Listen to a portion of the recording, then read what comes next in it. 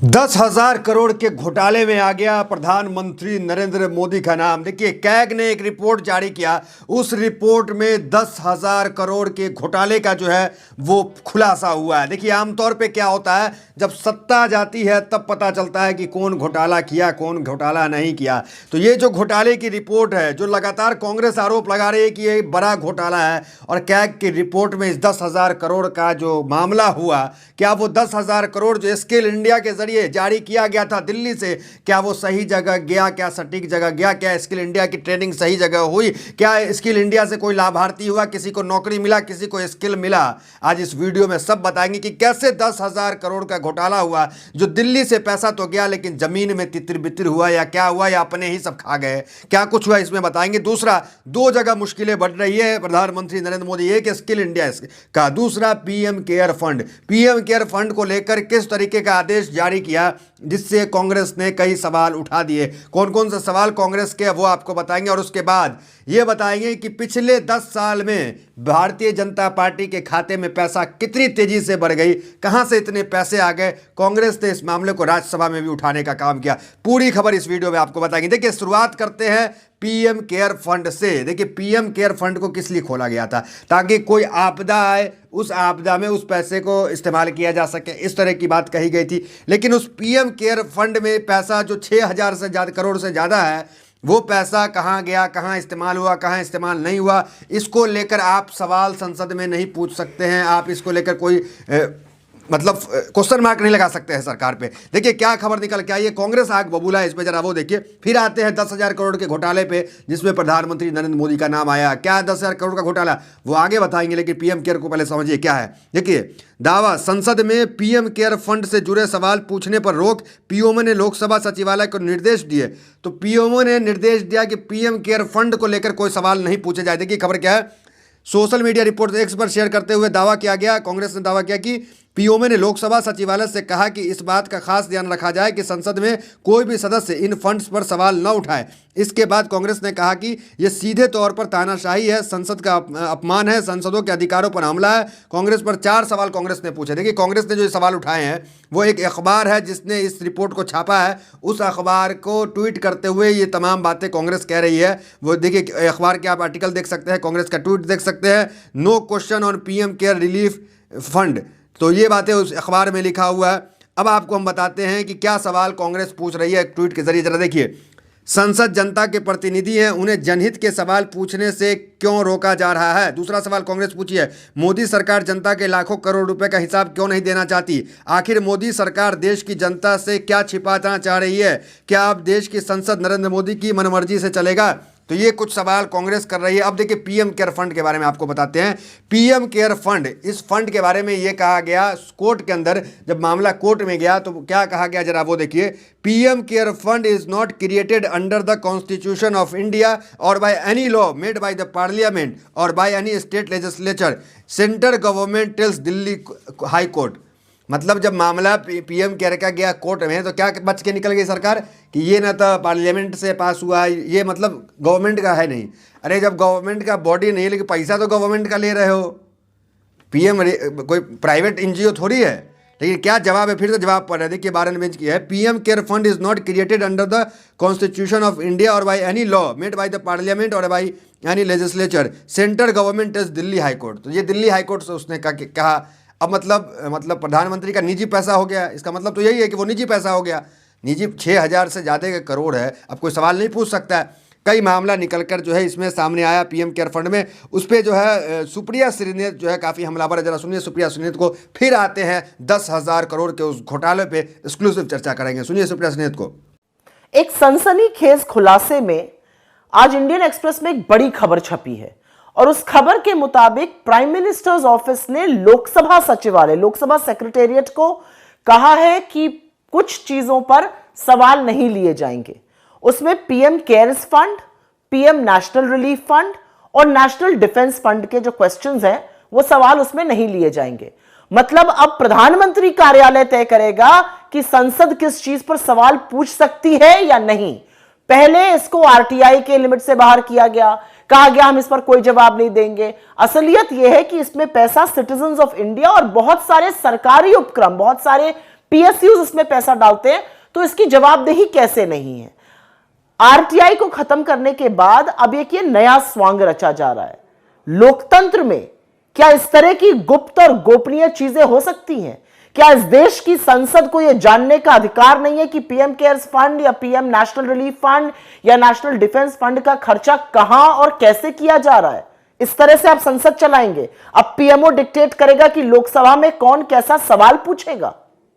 अब सीधे मुद्दे पे आते हैं 10,000 करोड़ के घोटालों को। देखिए, आप जानते हैं कि सत्ता जाने के बाद घोटाले का उजागर होता है, कौन जो है क्या घोटाला किया नहीं किया। देखिए, सबसे पहले आपको बताते हैं यूपीए सरकार घोटाला। यूपीए सरकार में जो घोटाला हुआ, उस वक्त जब सत्ता थी तो यूपीए सरकार का घोटाला सामने नहीं हुआ। सत्ता गई, घोटाला सामने आने लगा। आपने देखा 2G स्पेक्ट्रम घोटाला, जिसमें ए राजा जो है जेल गए, कॉमनवेल्थ घोटाला, चारा घोटाला, लालू यादव का कैरियर खत्म हो गया, नेशनल हर्ट घोटाला, राहुल गांधी, सोनिया गांधी, अब तक पूछताछ जारी होता, CBI ईडी पूछताछ करती है। तो अब जो है ये कह लें कि इन्हीं घोटाले की लिस्ट में अब एक घोटाला जो है वो PM कौशल योजना घोटाला, जिसे कह सकते हैं आप स्किल इंडिया। अब ये सत्ता जाएगी तब इस घोटाले की जांच आएगी, रिपोर्ट आएगी। लेकिन कैग की रिपोर्ट तो यही कहती है कि इसके अंदर जो है वो पैसा जो भेजा गया सरकार की तरफ से वो सही जगह तो गया ही नहीं। देखिए, अब पूरी रिपोर्ट आपको बताते हैं। देखिए, आपको हम ये बताते हैं रिपोर्ट में क्या है। इस कैग की रिपोर्ट जो आई है, इसमें जो है ये कहा गया है कि 95 लाख लाभार्थी हैं, मतलब इस योजना से 95 लाख सरकार के अनुसार को हमने फ़ायदा पहुंचाया। उस 95 लाख लाभार्थी में 90 लाख लाभार्थी फेक हैं, फर्जी हैं। कैग की ये रिपोर्ट है कि 95 लाख लोगों को पैसा भेजा गया, जिसमें से 90 लाख फेक है और 1 करोड़ से ज़्यादा ऐसे लोग हैं जिसका ईमेल आईडी सेम है, जिसका ईमेल आईडी 1111 है, जिसका एड्रेस सेम है। मतलब उस आदमी का पता ही नहीं है। समझिए दिल्ली से ही मामला चपत हो गया चीज़ों का। तो ये तमाम चीज़ें हैं, तो ये सब जो चल रही है।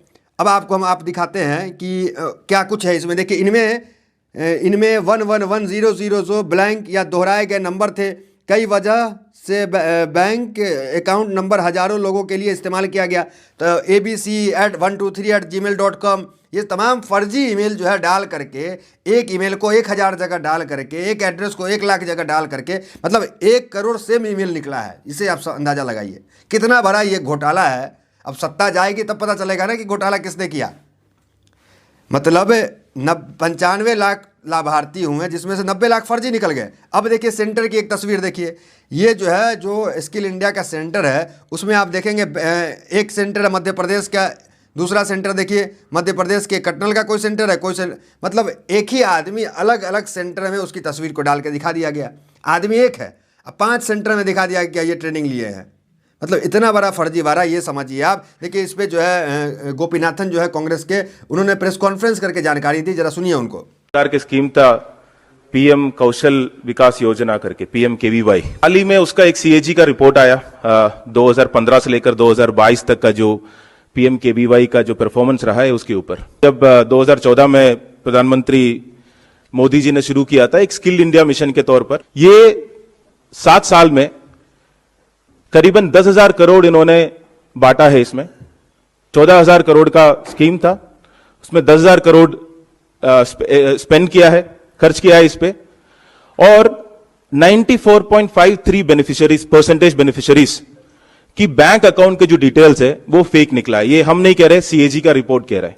94.53%। दूसरा, एक 60-61 लाख ट्रेनर जिनको पैसा जाता है, उनकी डेटा जो है पूरा नल है, या कहीं नाम नहीं है, या मोबाइल नंबर नहीं है, ना डिटेल है, ना कुछ है। 61 लाख ईमेल जिनका ट्रेनिंग हुआ है, तो उनका डिटेल्स जब लेते हैं तो ईमेल नंबर और मोबाइल नंबर वगैरह लेते हैं, तो यह पाया गया कि करीबन 1 लाख या 1.5 लाख ईमेल लिया है और 1 करोड़ लोगों को उसी के नाम पे उसी को डुप्लीकेट कर करके सबको ट्रेन। देखिए, अजय माकन है, उन्होंने भी जो है पार्लियामेंट के अंदर, संसद राज्यसभा के अंदर, उन्होंने भी इस मुद्दे को उठाया। और खासकर जो जिस तरीके से बीजेपी का पैसा बढ़ता चला जा रहा है, जैसे मतलब आज से उन्होंने कहा कि पिछले 3-4 साल से मतलब 80% जो है जो बीजेपी पार्टी है, उस पार्टी के अकाउंट का जो पैसा है वो इतनी तेजी से कैसे बढ़ गया, इसको लेकर भी सवाल उठाया। जरा उनको सुनिए।